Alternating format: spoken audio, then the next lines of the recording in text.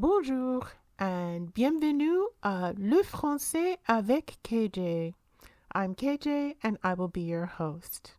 Today, we are going to talk about the past tense again, but this time we're going to talk about it in a different way. Last time, if you remember, we talked about the use of the passé composé. This time, we're going to talk about the use of the imperfect. So let's consider this scene. In this scene, there is no action. There are just conditions, things happening. So if we were going to talk about this scene in the past tense, we would say, it was a beautiful day. The sun was shining. We were in the park. We can even add a person and put him in the park. He was going for a walk. All of these things are either ongoing actions or conditions. All right, so how do we use the imperfect since we're going to need them to describe all those ongoing actions and conditions? Well, we're going to go to the new form of the verb to make this imperfect, and we're going to take the new form, which is in white, and we're going to use it as the base for our verb. So we're going to take off the ONS and we're going to add an imperfect ending. Now for this particular verb, I've used the je, like je finissais. Notice that it's AIS, but it is pronounced like A. Okay, so let's look at all of the endings, okay? So je finissais, you would use AIS. Tu finissais, you would also use AIS. Il, elle, on finissait, we're going to use AIT. Nous finissions, we're going to add IONS. That was interesting. And vous finissiez, we're going to add IEZ.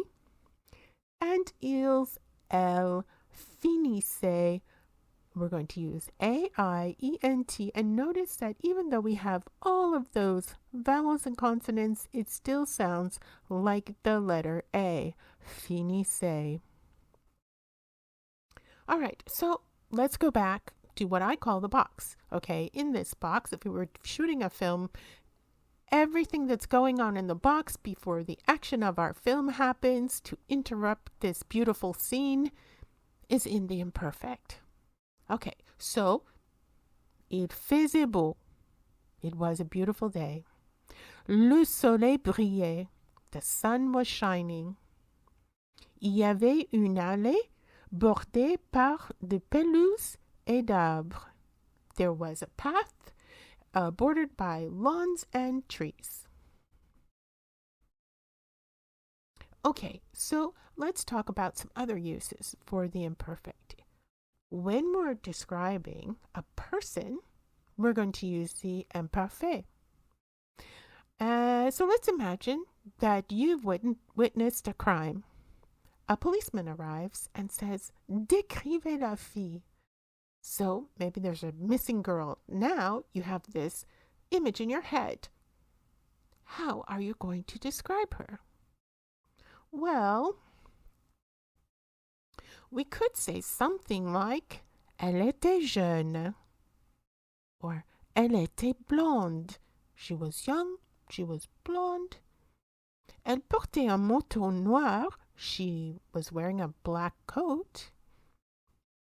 Elle avait les cheveux très longs. She had very long hair.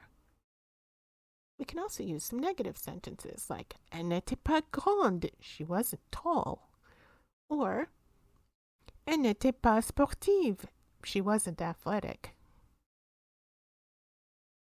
Okay, so what else can we do? Well, we can talk about mental states. So basically, pretty much anything that you can do with your brain, except for decide, which is considered an action, is in the imperfect. So everything that you could think of and all of your emotions would be in the imperfect. So let's give this a try. How would we describe this person?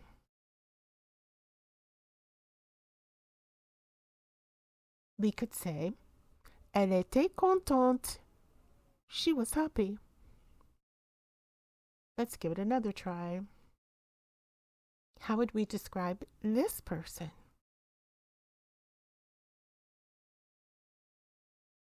We could say, il était triste.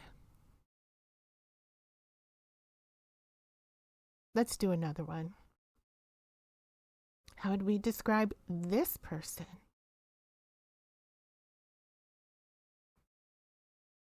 We could say, elle était ennuyée. She was bored. Okay, so let's consider the rules. Like, how do you know when to use the imperfect and when to use the passé composé? It can be rather confusing, but there is one quick way to learn it. And, well, at least just the basic rules, something to get started with. That is to learn the rules for the passé composé, and then, by process of elimination, everything else is in the imperfect. So the rules for the passé composé, if you remember, are actions completed in the past, an action that interrupts an ongoing action, and we just learned that those ongoing actions would be in the imperfect. Simultaneous and causal actions are in the passé composé. So two things that happen at the same time and cause a reaction would be in the passé composé. Now, that's one way to learn it. The other way would be to learn all of the instances where you would actually have to use the imperfect. Those are background information, in other words, everything that was happening in the scene, in the box, physical and mental states, so when you're describing someone's physical condition or their mental state, ongoing actions, actions for which we do not know the beginning or the end, habitual actions, actions that are repeated over and over, the weather, which we did talk about, but also the time. So if it was 3 o'clock in the afternoon, it would be in the imperfect as well. Now, the best thing to do would be to rewind and practice, because there's no other way to learn when to use the imperfect and the passé composé. You are going to make mistakes because everyone makes mistakes. So the only way to do it is to make those mistakes, learn from your mistakes, and you will be an expert in no time. So my best bet would be to give it a go. So if you've learned anything from this video, please hit like and subscribe. If you have any questions, please leave them in the comments. Thank you for joining me for Le Français with KJ.